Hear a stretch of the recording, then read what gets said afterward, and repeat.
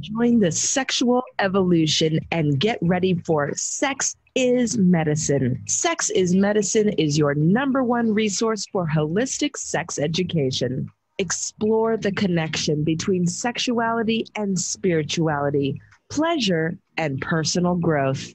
Discover the art of using pleasure as medicine and reclaim your birthright to more joy, more pleasure, and more satisfaction in every area of your life with Devi Ward. Hey everybody, welcome to another fabulous episode of Sex is Medicine. I am your host, Miss Devi Ward Erickson, and I just want to give a shout out. I want to give a few shouts out this evening, but number one, dude, this week was the anniversary of Marvin Gaye's tragic death. And we happen to be using a ripoff of his song for our intro, which I think is fabulous. Sexual healing, that's what we're talking about. So just want to honor, give praise and gratitude to the beautiful, wonderful Marvin Gaye, wherever you are. Thank you for the blessing that you brought to us on this planet with your music and your joy and your soulful expression. And I also want to give a shout out to all of you wonderful people who have been reaching out to me via social media or email and just sharing how much this show has touched your life. I just want to let you know that you are the reason that I keep doing this. We've been on air for 6 years now. That's amazing. And you keep me going. So your feedback, your enthusiasm, sharing with me how your life has been impacted and changed for the better is why we keep pumping out these shows, because that's our goal. We want to enhance and improve and benefit all areas of your life by addressing one of our core woundings as human beings, and that is our sexuality.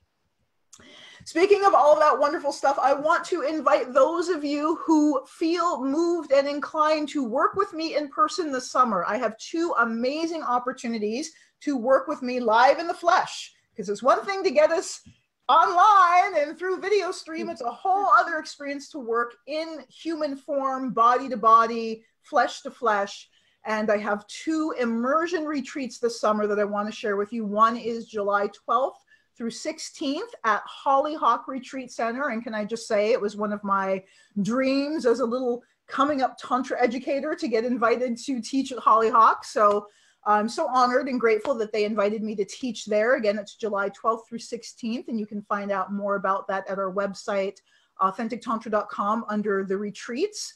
And then the other one is my first week-long luxury all-inclusive retreat. So this, y'all, if you want a luxury immersion retreat experience, we're talking 24/7, around the clock. We're going to live together in this beautiful, beautiful luxury resort in Jamaica in August 17th to 23rd. And when I say all-inclusive, I mean everything. All of your food, all of your drinky poos, all of your snacks. Can't talk about the ganja because I don't know. I think it might be illegal in Jamaica still, but everything, all of your teaching, all of your connection with me and all of the other facilitators.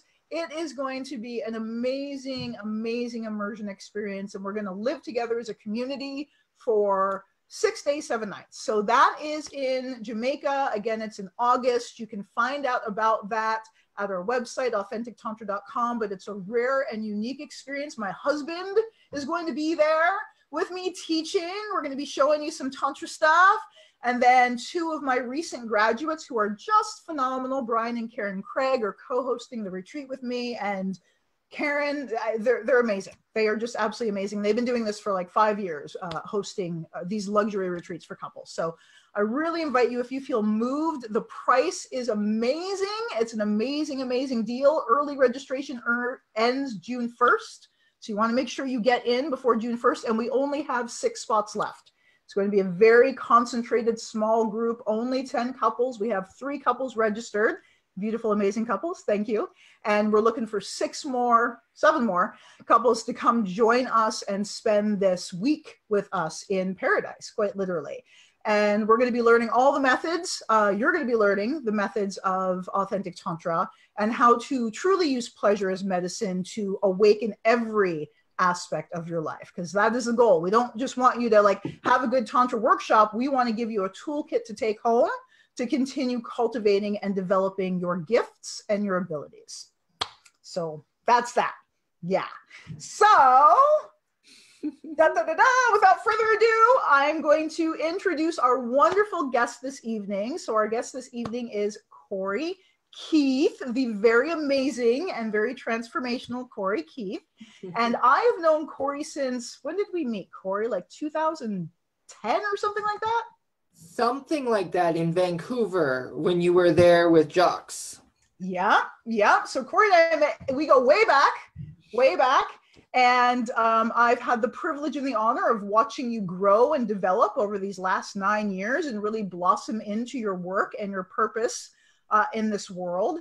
And I'm going to have you share more about what you do, but I just want to say from the outside, I really see you making a really powerful impact in the communities of people that are marginalized generally, right, and kind of pushed to the side, and really being an advocate and being a really strong voice to bring awareness and love and healing to all of us, not just the communities that you serve, but to all of us as a planet. So would you share more about your work that you do? Sure. Oh, where do I start? There's so many things I'm doing right now. So I am working on a book right now called Queering Genograms, which is like a family tree, but it's for counselors and therapists that, you know, use it for, you know, seeing a visual picture of what's going on in the family system.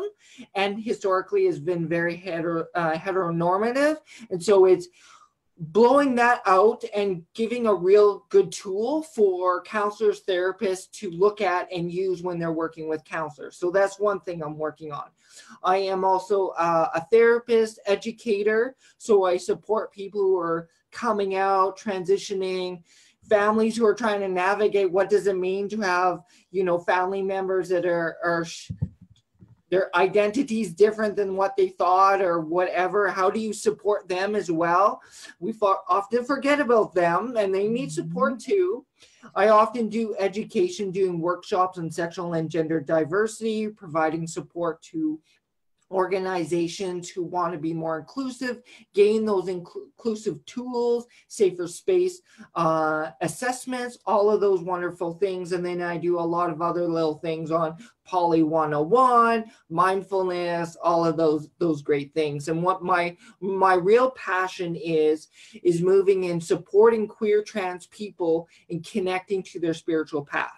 Wow. We have been so oppressed by religion, and it's understandable. We want to push away religion and spirituality, and I get it, but spirituality is for all of us. And historically, we used to be the leaders. We used to be the spiritual leaders in communities, whether it's indigenous or wherever around the world.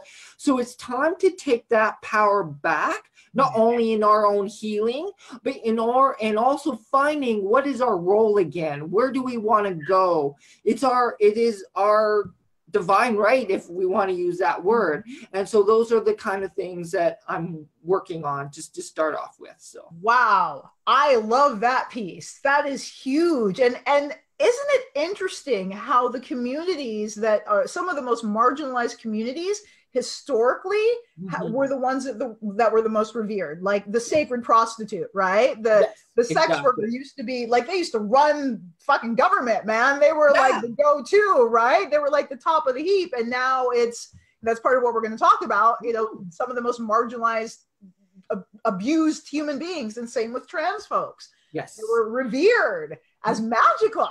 Yeah, right. We were the warriors, we were the shamans, the meat eaters, the teachers, all of these things that had sacred roles. Some countries we were the artists, like we had special types of acting stages and things in those countries. And so depending on the country, it was different, but there was so many different places for us. And we've just not forgotten, but it's been pushed aside, erased from history, right? Yeah. So why do you think that is? Let's just dive in. So what in your view, how did we go from these people being this demographic of people being revered and embraced and celebrated to, like, you know, bottom of the compost heap? One word, patriarchy. I know, right? It basically comes down to the idea that when we as a culture around the world shifted into this shadow masculine, as I like to call it, this patriarchy, power over, right? Any form of femininity was a threat because it was a power. Anyone, and part of that control was putting people in its boxes so it could control and manage and put you where you're supposed to be. Right? So women were a threat. Two-spirit people were a threat. Trans people were a threat. This was seen when colonization came across North America. You know, what happened? Women were pushed down to the bottom of the heap. Two-spirit people were murdered at mass, right? You know, all of those things because we were a threat to the power. They saw that two-spirit trans people have places of power. Women had places of power in those structures, and they can't have that. They can't have competition, you know? And so that's the primary reason, you know? So that damn patriarchy. Yes, that damn patriarchy. And in your view, because there's a lot of toxic masculine energy, it's like boiling right now. So in your view, and this is just an opinion, because everybody has different opinions on this, but in your view, is it your belief that one of the reasons why we're seeing that toxic masculine energy so ever present and really coming up to the surface because it's in the process of purging and purifying? Is that what you sense about this? I totally see that too, because we are what we call in spiritual counseling circles is our worldwide dark night of the soul. Yeah. And so what happens in individuals as well as culturally or globally is that everything comes up to the surface and we have to face those inner demons for better or ill, right? And so everything is coming up in front of us and we can't deny what's happening right now. You know, Donald Trump is a perfect example. He is not the problem. He is a symptom of that toxic masculinity. And he's right in front of us. We can't run away from him anymore as much as we would like to, you know, and he represents that. He represents the Me Too movement, all the people that are being shown to have done rape, sexual assaults, all of these things are in front of us now. And we have to talk about it. How are we dealing with, you know, the toxic masculinity in the acting industry? Right? You know, that's the most in front of us. It's coming up also in the political arena, right? All of these different places, it's happening. And how do we deal with that? And it's a very important question. And not only is it now coming up where these individuals are now going to jail, but now it's a question of how do we have conversations about masculinity? What is healthy or sacred masculinity? And this is taking a while, and there's still a lot of work we need to do around this. But because we're having this conversation, or it's starting now, this is where the real transformation, I think, comes from. Is because a lot of men are like, they're sideswiped, like, what are we supposed to do now, right? And I get it. And part of that is also them asking the question, how are we supposed to behave now? How do we respect women? How do we respect trans people? What does that look like? And right now there's a lot of confusion around that because they've been brought up with this one model of how to behave, and we're now telling them, yeah, you're not supposed to do that. And so now the question is, what do we need to teach them how to better behave? How do we replace that? And what I also see, part of, I think, what is adding fuel to the fire is that there's a lot of unresolved and unprocessed pain. So this abuse has been going on for a long period of time. And oftentimes if we've, I can speak for me as a person, if I've stuffed the abuse and then all of a sudden it gets to the point where I can't hide it anymore, I'm like, it's going to come out like a waterfall, or a fire hose kind of thing. So I see that happening too in the cultural climate. It's like that pain that has been repressed, it's finally getting a voice. And when it first comes up to the surface, it can be overwhelming. So I think that adds to some of the confusion, because I know that there's some, cishet men that are like, wait a minute, I didn't do anything, I feel overwhelmed by all of this emotion. And yet the people who've suffered the abuse kind of can't help but like just kind of purge it right now. Yes. But it seems like as time passes and as this conversation continues, we'll find some balance where it's like the pain has received the empathy that it needs in order to be pacified so that it can open and hear and receive and be received, that sort of thing. Totally. And I think this is where we can start to talk about a little bit about Carl Jung, the shadow self, about the trauma. We often put down, if something's been done to us, there's often that belief that there must be something wrong with us. Rather than something happened to us, it was wrong.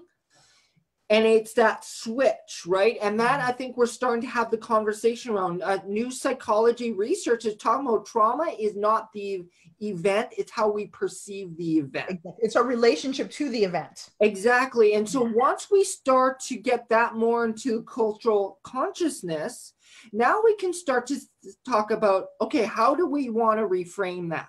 How do we take back our power? Right? Because so often it is like, let's attack the bad guy, which I understand. They did some awful stuff, but that may not necessarily be the best for our personal healing. Or how do we help that individual understand that what they did was wrong? One of the key things, when I was taking my social work program, we had a social worker who came to our class, and he worked with a lot of men who had abused women. And so when they went into this space to get healing and whatever, most of the time it was because other men were pressuring them, or they didn't know any other way to behave. And so once they started having that conversation, I'm doing harm, I'm actually hurting this person, then they start to, of course, shame comes up and guilt, of course, but they start to think about, well, maybe I need to do something different. And so that's the transformation when both sides start to rethink, how do we want to do this? How do we want to live together in harmony and balance? Exactly. Right? Because being at war with each other is not sustainable. Exactly. Yes. All right, beautiful. So now let's circle back to sex workers and trans and sex workers' rights. So before the show, I was telling you one of the points I wanted to make about sex workers' rights, and I'm going to invite all of you in the audience to examine this, because this was a big aha for me. Because I had all kinds of judgments about sex work, even when I was, coming up in the Tantra field. I was like, sex work. And then I happen to have some very, very good friends who I love dearly who are sex workers. And they started sharing with me about their work. And I realized these people are healers. There's no two ways about it. These people are healers, and they are providing medicine for people who need it. And our culture is so insane. And so I want to make a point about how insane it is. We have two consenting adults that are like, yay, we want to have sex. And one of them wants to pay the other for this sex, right? That's illegal. So I want to invite you to wonder, why do you think the government has any right to say who I give my money to and why, if everybody in the picture is of legal age and consenting and wants to be there? Why should the government have any say in what I give my money for? If I want to pay someone to lick my vagina, that is my God-given right. Yes. Number one. Number two, and here's this is a super mind fuck. If I have somebody film, if I pay somebody to lick my vagina and I have a cameraman filming it, that's legal because I'm making porn. That's totally legal. But if I don't have somebody filming it, it's illegal. What? How does that make any fucking sense? It's legal if somebody else can watch it, but it's not legal if it's just for me. So I just want to present that our laws and rules and even views about sex work are fucking insane. Just straight up. They are just absolutely insane. Yes. So we're gonna offer a different view and a different understanding of the meaning and the power of sex work and how we got to where we are today. So what are your thoughts on that, Corey? So lots of thoughts. So let's be clear on what the law is. Okay. So there is a law in Canada right now called Bill C-36 and was implemented in 2014 by our infamous Stephen Harper. Go, Stephen. Yes. So basically, this bill actually became worse than the original law. So technically, it is legal for a person to engage in sex work. What's illegal is someone to purchase that service from someone. That's in Canada, though, because I'm also a lot of our listeners in the United States. It's just like I described. It's just fucked up. Period. Yes, it's totally fucked up. And there is one law I definitely want to get to because it affects both Canada and the U.S. Okay. So in Canada, basically what happens is, you know, if I want to advertise or whatever, that's fine. But it is the person hiring me that could potentially go to jail. Right? So my client is at risk. The client is at risk. So what has happened is a lot of folks are really scared about asking for services.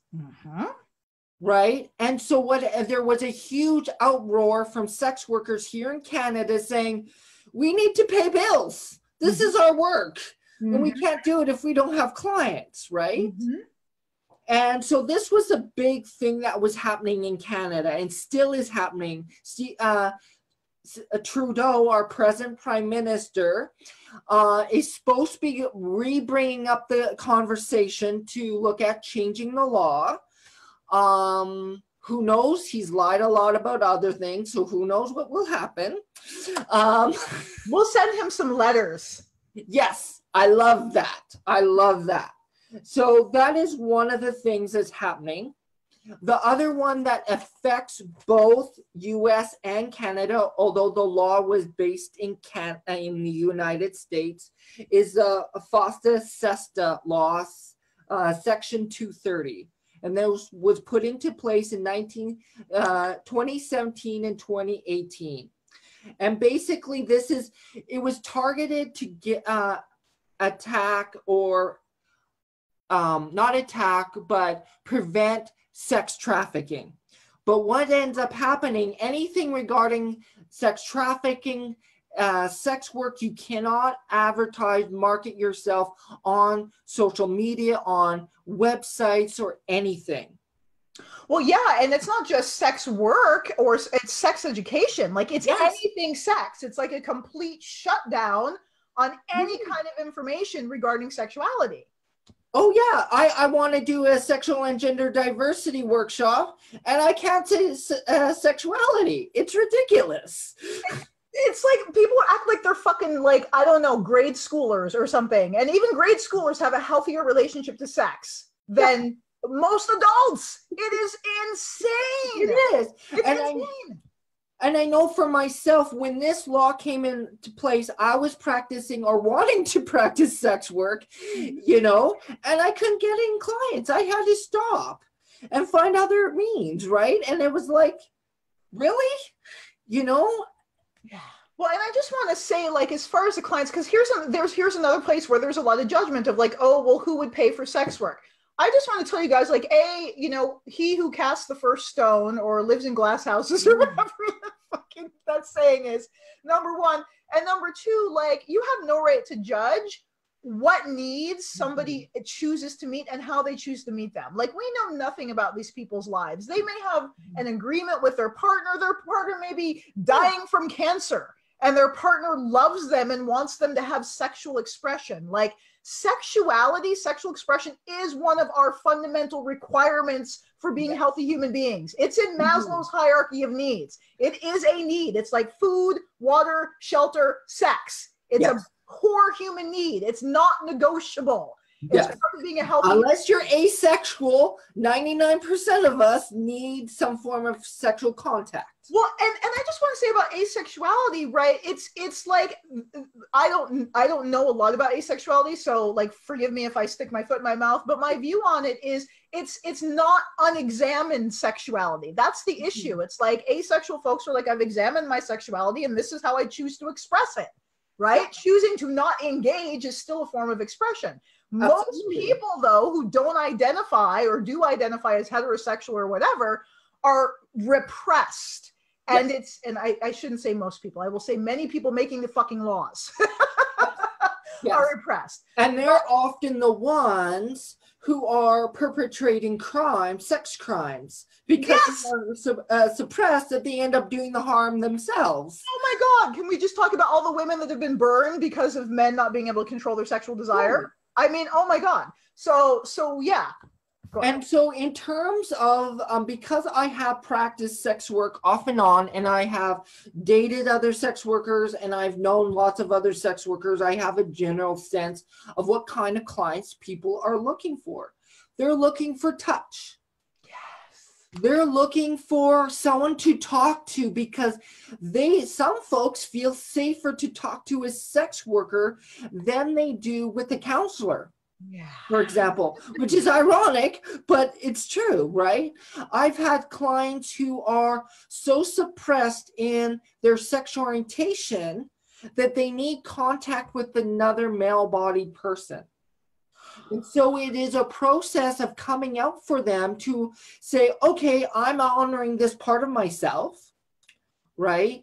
And so some people, maybe they are looking to heal some trauma or whatever that they're not even aware of. Oftentimes it's subconscious, right? Maybe they haven't gotten laid in a while and they just need to get contact, and that's cool too, right? Well, and I say that's healing too. Yeah. Like having your needs met, whatever they are, is medicine. That's healing. Absolutely. Basic human contact is healing. It's healthy. We die and shrivel without it. Exactly. And what kind of power is it to go to someone who's had experience in sexual activity? Maybe you're a young person just learning. Maybe you're an older person who's never been taught, and you can ask questions with this person, right? Like some people's like, I want to learn how to please a woman. Mm-hmm. That's powerful. That's amazing, right? Mm-hmm. You know, whatever it is, maybe they've never had contact with a trans person before and they want to figure out how that works, right? There's so many different scenarios. You mentioned the sacred prostitute. In the ancient days, you know, these priestesses would provide service either for sexual contact. Maybe there was a person getting ready for marriage, but they've never been taught about sex. So they want to make sure they pleasure their new partner, or maybe they want to heal, or maybe they want to connect with the divine. Yes. So there's so many different reasons why people want to have, and they're all valid.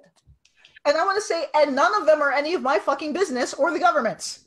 Yes, exactly. That's not my business. So here's the thing, Corey. Everything that you just described, we can do as long as we're not paying for. So what is it about the exchange of money, in your view, that makes this so, like, that's why it's such a hot topic? Because if you and I just met on the street and we're like, hey, I want to learn a little bit of juicy, totally fine. But if I'm like, hey, I'll give you $300 to show me some juicy, bad news. So on one level, I don't understand it because it's something that has been so normalized for me for such a long time, and being part of the industry, knowing other people. But there is a stigma attached to money and exchange. And I think it is also attached to that you must be in some way being subservient or a victim in some way if you're exchanging money for sex, which is a total myth. Yes, there are people who are a victim of that, absolutely, and we need to address it, and we can talk about the complexities of all of those things. but that is actually a minority of the cases out there. There is this book, it's a little bit out of date and it's Canadian. It looks backwards on the screen. I don't know if you can see it. We can see it totally fine. The screen reverses stuff. So Selling Sex. Yes, it's amazing. It was put out before this previous law, but it really breaks down all the different kinds of perceptions around sex work and the harm that these laws are doing, and the mythology that most of the people who are involved in sex work are involved in survival sex work. It just seems like it, because we walk around the street and we see sex workers doing their thing. But most of the people who are doing sex that have some level of safety or whatever are behind closed doors in their own places, in the office or whatever. We don't see them. And so we assume that all of the sex work must be survival. And I will add, a lot of the documentaries out there are lies. They are people who have been so harmed because they have been victimized, raped, or whatever. Are they coming from a second wave feminist perspective? They have manipulated documentaries so it looks like everyone is victimized. And there have been individuals who've been interviewed, sex workers who've been interviewed, and say, that's not what I said. That's taking it out of context. And so this is the other piece that happens. Often the folks in that frame of mind who are supposedly trying to protect us are not actually listening to the complex and varied experiences within the spectrum of what we call sex work. Yeah, there seems to be a resistance to accepting the truth that there are a large number of human beings who choose sex work because they love the work that they do. It just happens to include genital pleasure, and for some reason that makes people's brains melt. But if it was like, oh, we're gonna sit and talk, and you're gonna pay me $300 to talk, that's totally legit. But the fact that it includes sexual pleasure is mind-blowing for people. It's like that fact, that's the only little piece of the puzzle that's just like, I can't handle it. And that's so cuckoo. And I think the other piece that people can't wrap their mind around is that a lot of people are working in regular jobs at a department store or, waitressing or wherever, and they're being treated like shit, being paid shit wages. And that is just one step above slavery anyway. Yeah. And yet we still have an issue with someone who's choosing to do sex work because they want to do it. Like, there is this mind gap that people can't get around, and it's frustrating to me because I know for me, and I have friends who've chosen to do sex work because they love it. Yes. They want to provide healing, or because they want to give that contact to these individuals, right? And to me, that's sacred.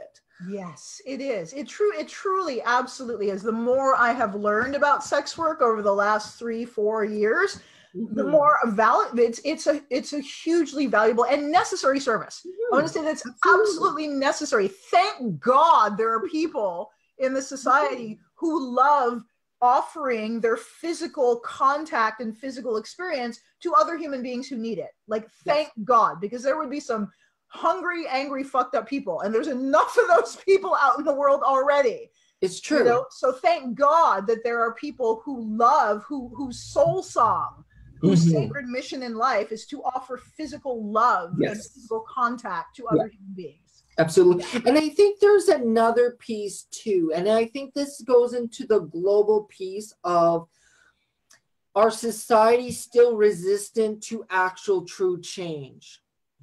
It's easier to point a finger, they're the deviants, they're the bad guys, than actually look deep into ourselves as individuals or as a society and look at what do we actually need to change.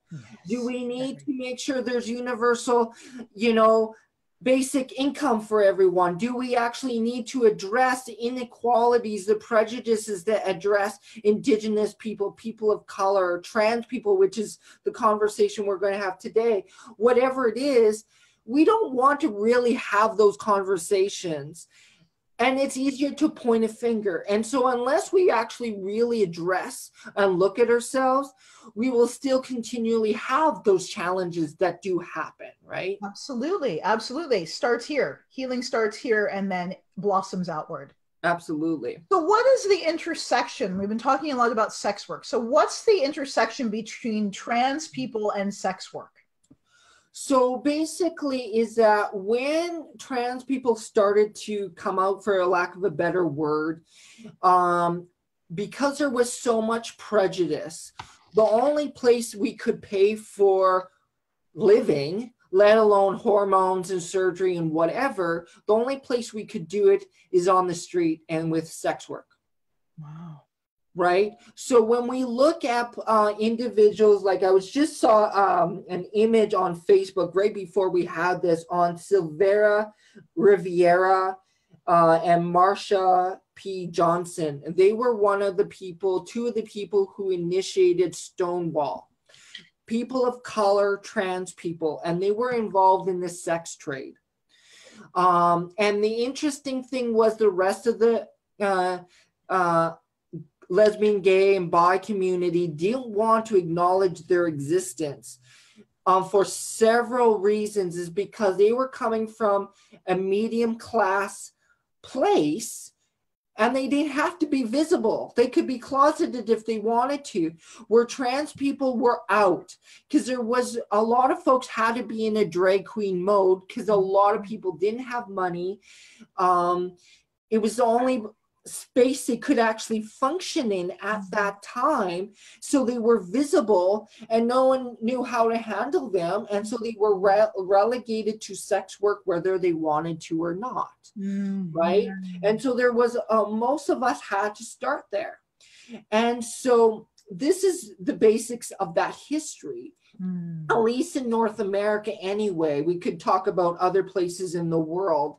I know in India, for example, we were talking about sacred roles. They were the hijra and those kind of things. And then when colonization happened, they were relegated to a lower class of people. And the only way they could survive is through sex work again.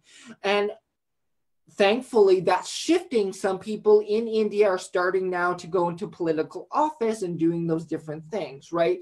That is aligning with who they are. And so that's where it has come. A lot of folks are still in sex work.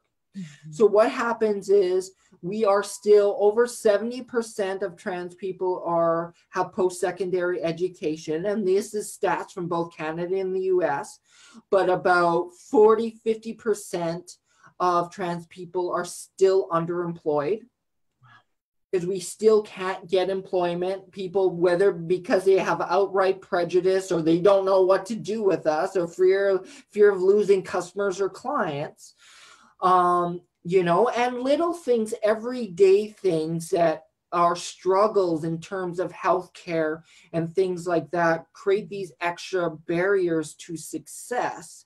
And so sometimes we're relegated to that only option, or what is perceived to be the only option. And that still happens. Today it's less and less, thank goodness. It's probably still quite prevalent in the United States, depending on where you are, and especially what's culturally happening with prejudice and everything with the present laws and everything that's happening. Yeah. And so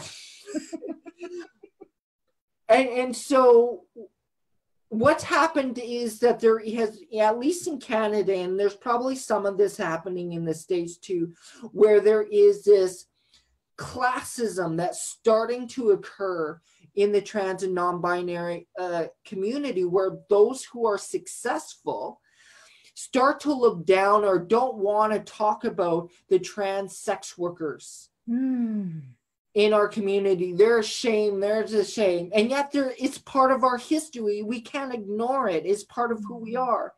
It was funny. some years ago when I was living in Kamloops, but came into Vancouver to go to a public funeral, I guess you could say, of a trans person of color, sex worker who had passed away, who had been murdered.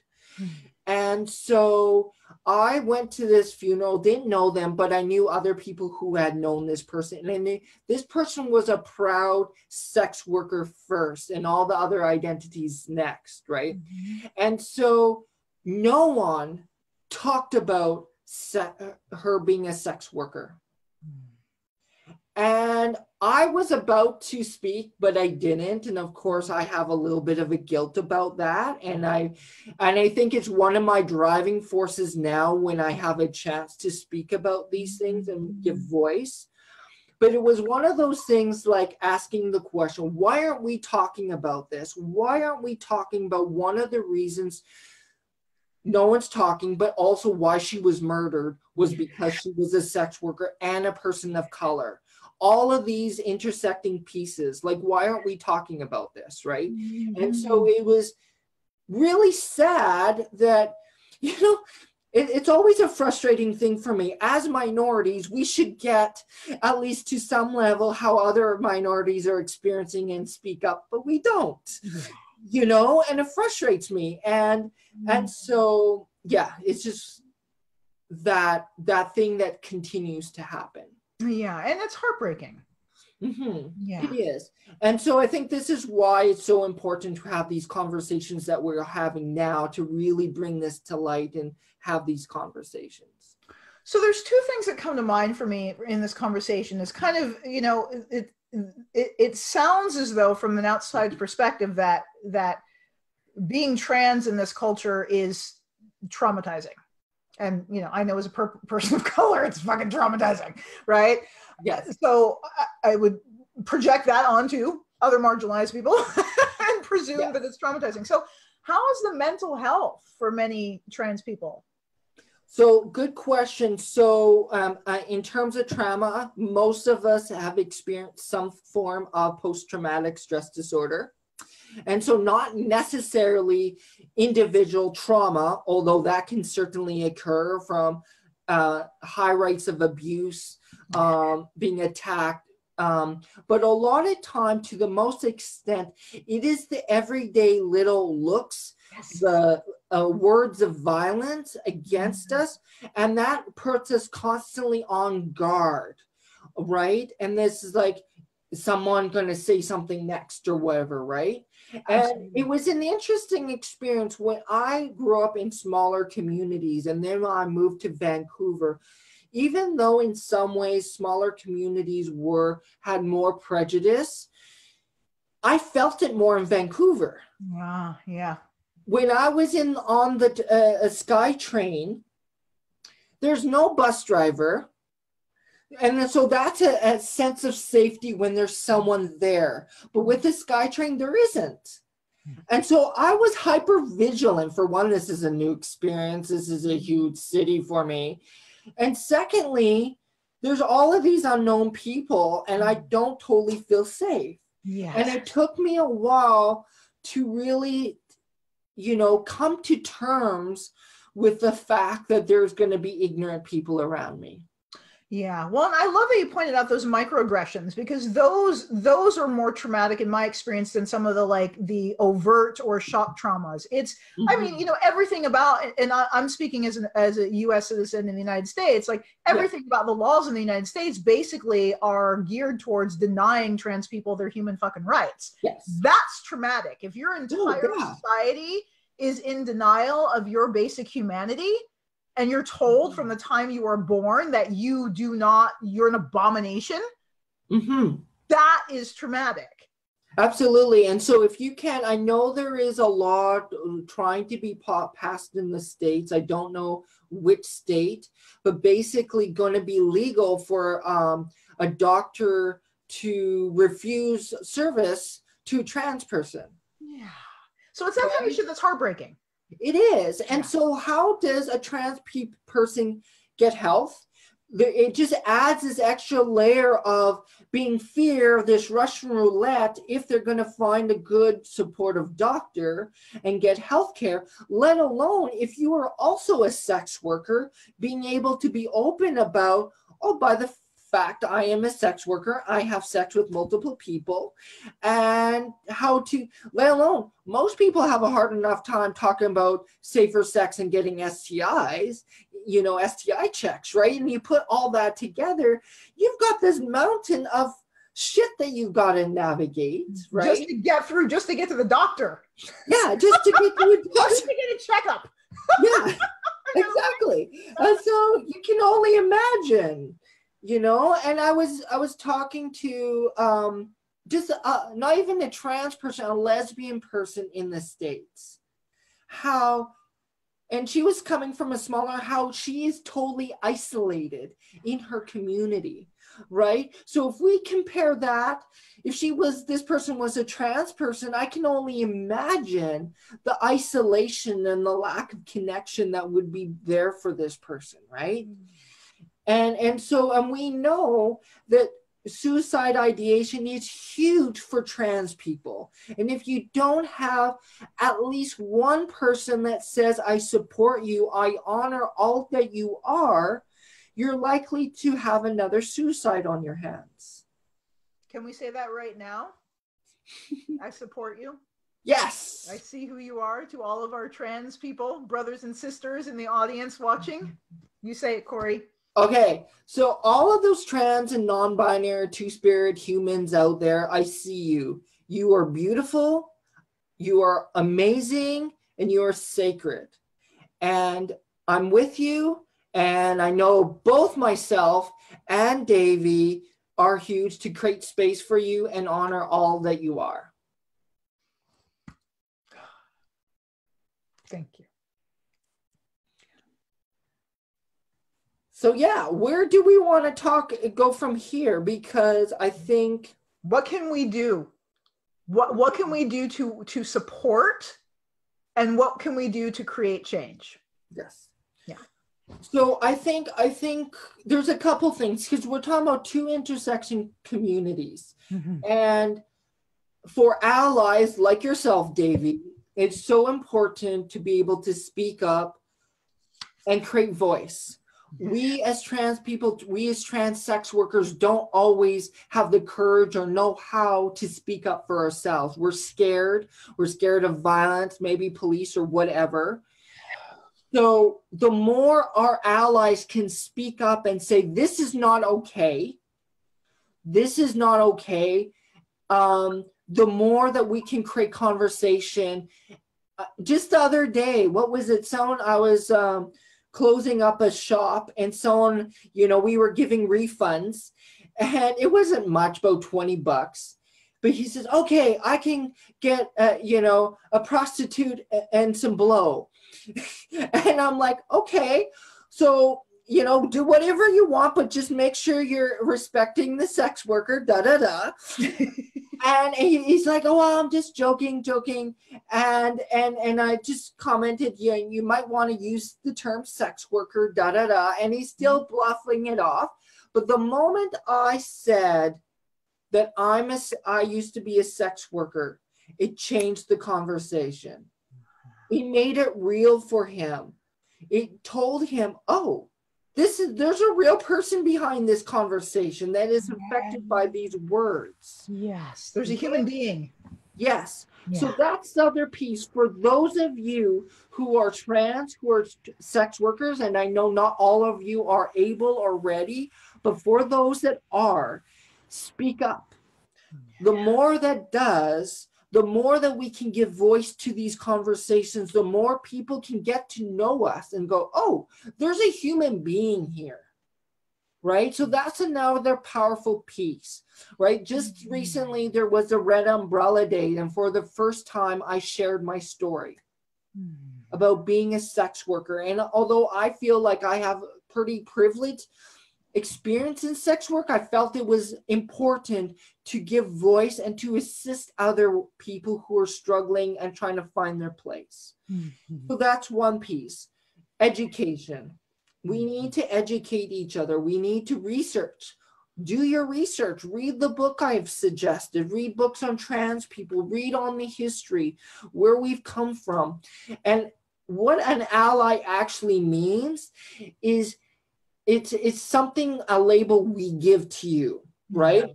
And so it's that work towards that end. So if you are advocating, educating yourself, not tolerating bullshit, you are working towards that. And we honor you. We need as many of you as we can get, right? So that's one piece. The second piece is we need, if you're in the States, we need volunteers and advocates to get on board to support trans people, whether it's donating, same with sex worker organization, support them. Also support bills that will support our human rights, whether as trans people or as sex workers. We need those laws changed. Those will help, right? So there's so many little things you can do to get involved. Support sex worker unions, right? Because these give us voice to say sex work is work, and that abuse, sexual violence, whatever it is not tolerated, right? And the more support that these are given, the more things can change. Wonderful. Do you have any, so should we just like Google sex workers unions and Google support trans people, or do you have some links off the top of your head? Or I don't have any off the top of my head, but I can definitely pass them on to you folks. Absolutely. And if you pass them on to me, so we're going to post this video on YouTube and also have a blog about it. Woohoo. So if you shoot me those links, we can include those links in the text of both the video and the blog. Yes. Yeah. Awesome. And yeah, any other resources people are interested in, because there are amazing nonprofits that are supporting sex workers across Canada, and there are some amazing ones in the States. So get to know those organizations and know what they do too. Yeah. And I just want to say another really wonderful way to support and to create change is we loved is hiring you. Quite frankly. So we hired Corey recently to come into our school online and educate us all about how we can create safer space for trans people out in the community, and to bring the medicine of sex education and sexual healing and Tantra to trans communities. And we need to know how to speak in a way that isn't going to be offensive, and it's going to be supportive and loving and compassionate, because that's the key for me. It's like, if it's about how I can be more compassionate to other human beings, I want to know how to do that. And so you are a phenomenal presenter, and your rates are insanely, like, wonderfully great. So I just want to give you a shout out about, your teaching skill, and for organizations that are looking for support to be more trans friendly, you are an incredible resource. So could you share with us your link and your website so people can find out more? I can definitely do that. Yes. Okay, I've got your website. I'm going to pull it. Oh, okay. So I see it's a Wix website. So it's Spectra Consulting 0.wixsite.com/home. So we will include that link in the bio. Oh, it's very pretty too. Oh, thank you. So I'll spell it again. It's SPECTRACONCSULTING. So Spectra Consulting 0.wixsite.com. Yes. So that's that's Corey's website. And it's a beautiful website. Thank you. And we will drop their link in the bio as well. Yes. And for everyone, so if folks are looking for counseling or training like Devi received, I can do things on a Zoom setup like this, via phone, whatever works for you. I'm quite flexible that way. So beautiful. Well, thank you so much, Corey. It was wonderful to have your divine presence here. Thank you for filling our cup with your wisdom and your soul and your brilliance. And thank you so much for the work that you do in the world. It's so absolutely essential. Yeah. And thank you for all the brilliant work that you do. Yeah. Yeah. Yay. And thank you for continuing to educate all of us and me about how I can be more supportive to all human beings. Yes. Yay. All right, my dear friends, thank you so much for listening. I hope your life has been enriched and fulfilled. Make sure you check out our beautiful, beautiful Corey Keefe at Spectre Counseling, and make sure you stay connected with us at authentictantra.com. You can check us out on Instagram, Facebook, Twitter, all that good stuff. We have some really juicy, awesome content kicking out for you 2019. So make sure you stay connected and sign up for our free ebooks on our website. We have some really juicy ones. Love you all. See you next month. Bye-bye. You've been listening to Sex is Medicine with Devi Ward, your #1 resource for holistic sex education.